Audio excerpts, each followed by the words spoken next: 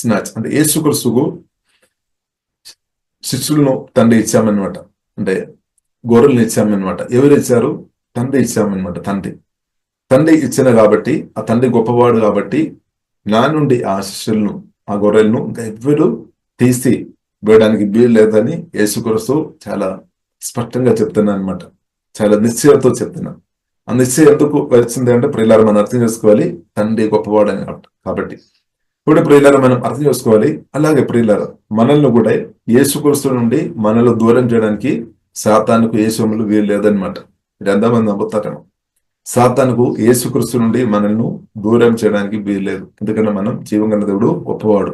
Already శిలువ మరణం ద్వారా సాతాన్ని ఓడించామన్నమాట. సాతాన్ని ఓడిపోయిన స్థాయిలో ఉంది కాబట్టి, అది మాత్రం కాకుండా గొప్ప దేవుడు పరిశుద్ధాత్మ వలన మనలో వచ్చి నివాస చేస్తుంది కాబట్టి యేసుక్రీస్తు ప్రేమ నుండి మనల్ని దూరం చేయడానికి సాతానుకు వీలు లేదనమాట.